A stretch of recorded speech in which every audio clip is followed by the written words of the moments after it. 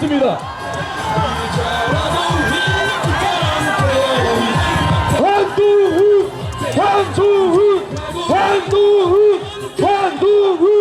한두훈 엄태영입니다. 안녕하십니까?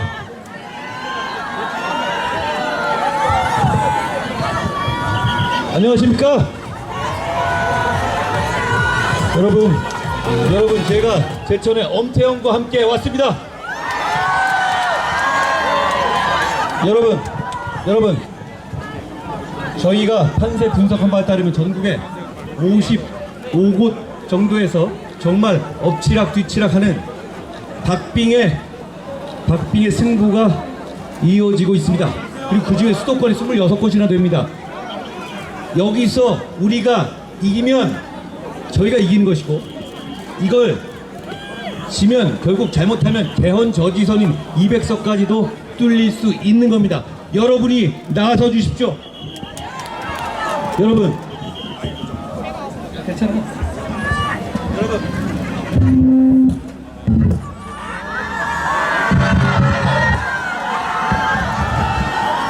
여러분 이틀 뒤에 사전투표가 시작됩니다. 알고 계시죠? 이번 투표부터 저희가 강력하게 주장해서 수개표가 병행됩니다. 그것도 알고 계시죠? 저희를 믿고 사전투표에 나서 주십시오. 여러분 걱정하시는 분도 계시겠습니다. 그러나 저희를 믿으세요. 저희가 공정선거 반드시 일어날 테니 저희를 믿고 사전투표에 나서 주십시오. 여러분 사전투표에 우리가 기세 좋게 나가야 그게 승기가 되고 바람이 됩니다. 저희는 모두 사전투표에 적극 나설 겁니다. 여러분도 그래 주십시오. 기세를 만들어 주십시오. 기세를 만들어 주세요. 여러분 누가 저한테 그러더라고요. 우리 옛날에 국민의힘 계열이 계속 정당에서 했던 것처럼 선거 막판에 다 모여서 큰절 하자고요. 여러분 범죄자와 싸우는데 왜 큰절을 합니까? 서서 죽어야지. 여러분 범죄자와 싸우는 겁니다. 여러분이 저희가 누구한테 큰절할 문제가 아니라 끝까지 여러분을 위해서 서서 죽는다는 각오로 싸워야 합니다. 저는 그렇게 할 겁니다. 여러분 조국 대표가 어제 이런 말을 했습니다. 4050 세대가 청년들, 여성들의 소외돼서 손해를 본다, 이런 얘기를 했는데요. 이게 무슨 말도 안 되는 소리입니까? 여러분 저도 50대입니다. 여러분 이런 갈라치기 정치 심판해 주셔야 합니다. 하다 40대 50대하고 청년 여성을 갈라치기 합니까? 이런 정치 대한민국에 도움이 됩니까? 해롭습니다. 여러분 조국 신당야말로 청년들이 분노하실 거라 생각합니다. 1년 9개월 공황장애 핑계대면서 출근 한번 안 하고 1억 받아갔습니다. 여러분 청년들은 아르바이트 1시간에 얼마 왔습니까? 이런 돈 일 안 하고 받는 거 분노하지 않습니까? 그리고 남편은 다닥의 사기 한 방에 22억 땡겼습니다. 그래놓고 조국은 이거 전관예우 아니고 괜찮다고 합니다. 오케이라고 합니다. 이거 여러분 괜찮습니까? 여러분 조국 대표는 자기 딸 입시 비리로 피해본 사람이 없다고 합니까? 그게 무슨 소리입니까? 이 사람이 그 대신에 떨어진 사람이 피해자 아닙니까? 우리 국민 모두가 피해자 아닙니까? 여러분 비례 6번 김준영은 한미동맹을 비하해온 대표적인 사람입니다. 그 공으로 조국당 비례 받았어요. 그런데 이 사람 자기 아들들 군대 안 가려고 다 미국 국적 선택하지 않았습니까? 이런 위선 청년들 괜찮습니까? 대한민국 국민들, 선량한 시민들 괜찮습니까? 저는 괜찮지 않습니다. 비례 13번에 백선이라는 분이 있는데요. 이분 교수 시절에 대학 이사장 조카의 F학점 구제해 줬다고 합니다. 여러분, 아르바이트 타임 하면서 학점 관리하는 청년들 분노하지 않습니까? 저는 화가 납니다. 이런 정당이 청년과 청년 정책 때문에 4050이 소외받았다는 말 같지도 않은 소리를 합니다. 여러분, 이런 위선이 정치권에 발붙이지 못하도록 해야 합니다.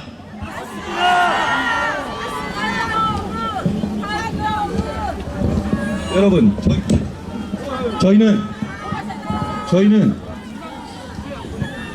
저희야말로 4050 세대가 필요로 하는 공약을 했고 그 약속을 실천할 겁니다. 먼저 소득세와 부양가족 공제를 확대하기로 했습니다. 요양병원의 간병비를 급여화하기로 했습니다. 금투세를 폐지하기로 했습니다. 여러분, 우리 모두 1,400만 투자자들이 바라던 것 아니었습니까? 금투세를 폐지하기를 원하십니까? 그러면 저희를 선택해 주십시오. 저희는 폐지할 겁니다. 대환대출 시스템의 서비스를 확대 개선할 겁니다. 5세 무상보육을 확대할 겁니다.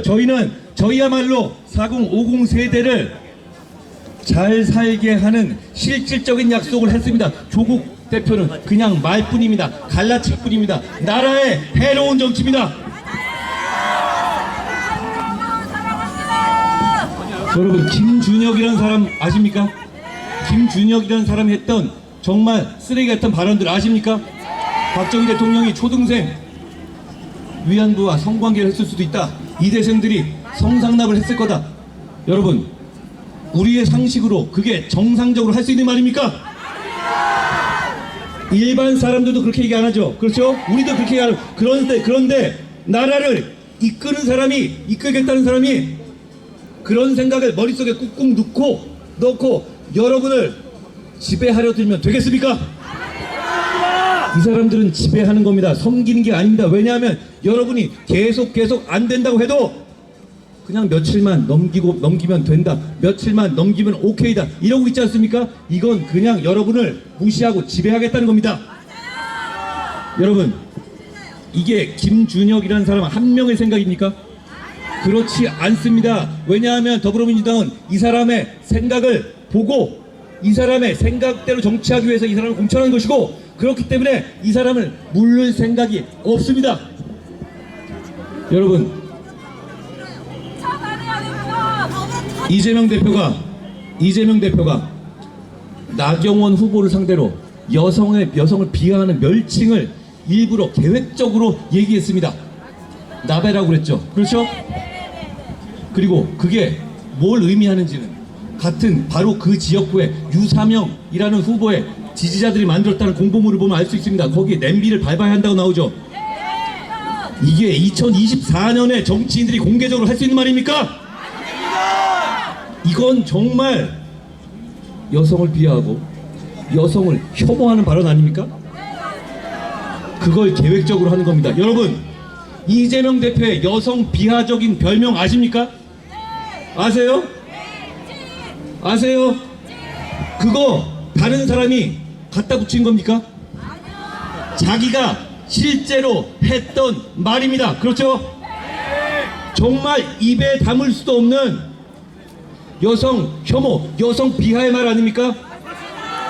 이재명 대표, 더불어민주당을 이끄는 이재명 대표가 그런 생각이 머릿속에 들어박혔기 때문에 김준혁 정리 못하는 거고 유사명 같은 사람이 후보 지지자들이 그런 말 하는 겁니다. 여러분, 그걸 공개적으로 갈라치기 하기 위해서 당 대표 입에서 그런 말이 나왔습니다. 이런 정치를 허용하실 겁니까?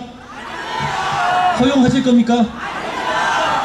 이재명 대표의 그 무시무시한 별명, 그건 이재명 대표의 말입니다. 그리고 이재명 대표는 제가 보기에 그 생각을 바꾸지 않았습니다. 이런 사람들한테 우리 아이들의 미래를 맡길 겁니까? 대한민국을 맡길 겁니까? 여성 정책을 맡길 겁니까? 인권을 맡길 겁니까? 저희는 그러지 못하겠습니다. 반드시 범죄자들을 심판해 주십시오.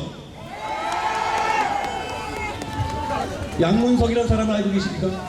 그 사람 사기 대출 걸리고 조작된 저 서류 다 걸려 지나가겠다고 합니다. 여러분 며칠만 참으면 우리가 선량한 시민들이 할 수 있는 게 없을 것이기 때문입니다.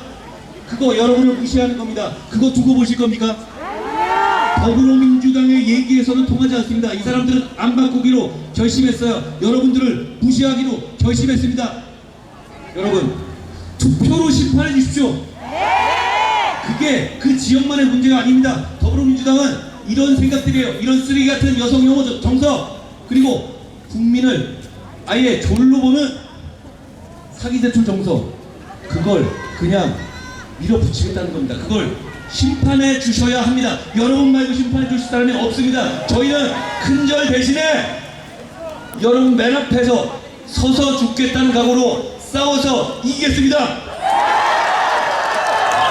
문재인 대통령이 총선판에 등판했습니다. 여러분 지금까지 역대 대통령 중에서 퇴임하자마자 이렇게 총선판에 옷 입고 파란 옷 입고 나와서 선거운동하는 사람 본 적 있습니까?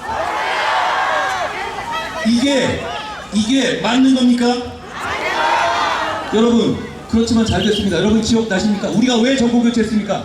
문재인 정권이 나라를 망쳤기 때문 아닙니까? 문재인 정권의 부동산 정책 실패로 인해서 엄청나게 부동산이 폭등했고 우리 모두가 고통받았던 거 기억하십니까? 그때로 돌아가고 싶으세요? 그때로 돌아가고 싶으십니까? 그러면 투표하지 않으시면 됩니다. 그걸 막기 위해서 투표장에 가주십시오. 사전 투표부터 시작해 주십시오. 여러분 그렇게 부동산 정책을 꽁꽁 묶어놓으면서 우리들한테 돈 빌리지 못하게 하고 집 못 사게 할 때 양문석이라는 사람은 사기대출 받아서 집 샀습니다. 뒷구멍으로 얘기했던 겁니다. 여러분 이런 짓을 해놓고 다시 나와서 총선에 선거운동을 한단 말입니까? 심판해 주셔야 합니다. 심판해 주셔야 합니다. 한미관계 완전히 파탄냈습니다. 그걸 우리 정부가 다시 살리는데 정말 어려웠습니다. 그렇지만 해냈습니다. 그 이전으로 돌아오고 싶습니까? 동북공정, 실시외교 다시 그게 우리 대한민국의 우리 시민들의 대중 외교이고 싶습니까? 한미공조는 우리의 생존과 우리의 경제발전을 위해서 반드시 필요한 것 아닙니까? 여러분 그때로 돌아가고 싶으십니까? 그러면 바로 사전투표장으로 가주십시오.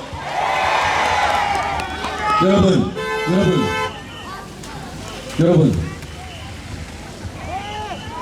화물로 좋아 건폭들 세상 무서운 줄 모르고 여러분들한테 피해 주는 거 기억하십니까?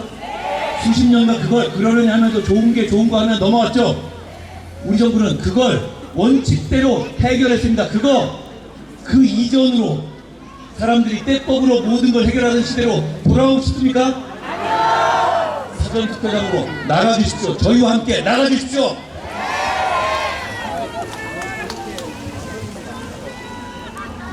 여러분 저희가 충청 세종에 국회를 완전히 이전하겠다는 약속을 했죠.